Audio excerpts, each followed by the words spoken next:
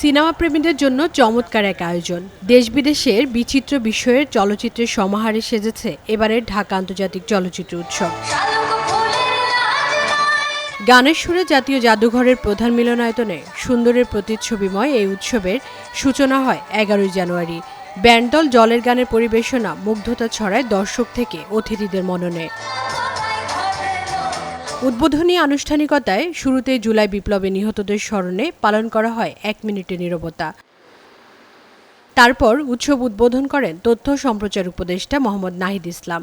বলেন, শুধুই সিনেমা দেখার উৎসব নয় এটি, ভিন্ন দেশের কৃষ্টি ও সংস্কৃতির সন্ধান মিলবে এই উৎসবে। সেই সুবাদে ঘটবে সাংস্কৃতিক বিনিময়।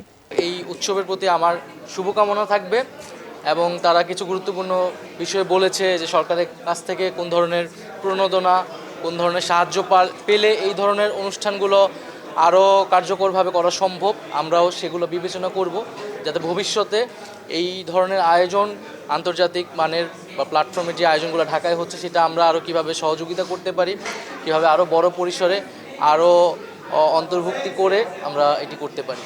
সিনেমার সঙ্গে উৎসবের বর্ণিলতা যুক্ত করেছে চিত্রকর্ম প্রদর্শনী, চলচ্চিত্র নির্ভর মাস্টার ক্লাস থেকে নারী নির্মাতাদের অধিবেশন কিংবা জুলাই অভ্যুত্থান নির্ভর বিশেষ প্রদর্শনী। 27 সনে হবে রেইনবোর 50 বছর এবং 25তম আয়োজন হবে আমাদের ফেস্টিভ্যালে, 35 বছর হবে উৎসবের। তো আমরা সেই দিনের অপেক্ষায় আছি। এখন আমাদের কন্টিনিউ করতে হবে, যেভাবে পারি আমরা যাই করি। এই ফেস্টিভ্যালটাতে সবসময় যেই জিনিসটাতে সবচেয়ে বেশি সাফার করে সেটা হচ্ছে আমাদের বাজেট কখনো ফিক্স থাকে না। আমাদের প্রতিবারই আসলে বিভিন্ন মানে স্পন্সরদের কাছে আসলে হাত পাততে হয় প্রতি বছর। এফডিসি ঘরানার যারা ডিরেক্টর প্রডিউসার আছে তাদেরকে এখানে ইনভাইট করা, এবং আমার বিশ্বাস তারা ইনভাইটেড হয়। তারা হয়তো আসে না সেটা জানি না, কিন্তু আমার বিশ্বাস তারা ইনভাইটেড হয় এবং তাদেরকে এটা এফডিসি ওরিয়েন্টেড হওয়া উচিত। ফিল্মের মানুষগুলো অন্য দেশের আর্টিস্টদের সঙ্গে, ডিরেক্টরদের সঙ্গে, সকলের সঙ্গে একটা যোগাযোগ হবে, কথা হবে, আলাপ আলোচনা করবে। এই যে একটা মানে কমিউনিকেশন একটা হবে, সেটাই তো অলোকে ফেস্টিভ্যাল। কিন্তু আমাদের এখানে সেই কমিউনিকেশন জিনিসটা কিন্তু সেইভাবে কিন্তু আসলে হয় না। এবারের ফোকাস কান্ট্রি চীন। 23তম আসরে দর্শকরা দেখার সুযোগ পাচ্ছেন 75টি দেশের পূর্ণ ও স্বল্পদৈর্ঘ্য 220টি ছবি। এর মধ্যে প্রদর্শিত হচ্ছে বাংলাদেশে 44টি সিনেমা। ডিফারেন্ট কান্ট্রির দেশের সাথে আমার সিনেমা দেখানো হচ্ছে। আমার মনে হচ্ছে একদম সাররিয়াল মোমেন্ট ফর মি। বুঝতে পারিনি যে কাজটা এত ভালো হবে বা ফেস্টিভ্যালের জন্য সিলেক্ট হবে, তবে আমাদের মানে চেষ্টাটা ছিল, আমরা মানে চেষ্টা করেছি। খুবই প্রেস্টিজিয়াস একটা সেকশন আছে, প্যানোরামা সেকশন। সেই সেকশন অফিসিয়ালি সিলেক্টেড হয়েছে শরতের জবাব। আরও খুব ভালো 9টা সিনেমার সঙ্গে, বাংলাদেশি 9টা সিনেমার সঙ্গে। তো এর থেকে আনন্দের আমার জন্য আর কি হতে পারে বলেন। সেই পারিবারিকভাবে যে স্বৈরশাসনটা হচ্ছে সেটাও আসলে বন্ধ হওয়া দরকার।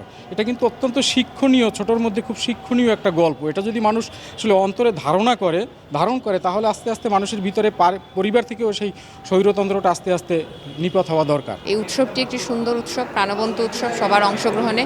আর এই উৎসবে আমরাও অংশগ্রহণ করতে পেরে আমাদেরও অনেক ভালো লাগা।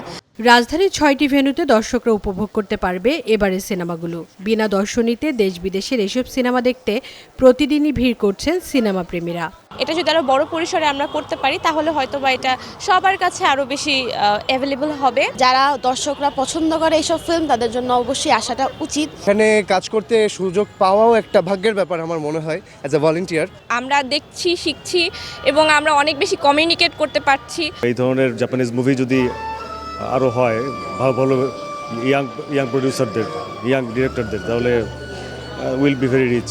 International cooperative and the connection, so making a network is the most important thing, and I think so. জাদুঘরে নাকি আন্তর্জাতিকভাবে চলচ্চিত্র প্রদর্শনী হচ্ছে, এটা শুনে আমরা অটোমেটিক বের হয়ে আসলাম।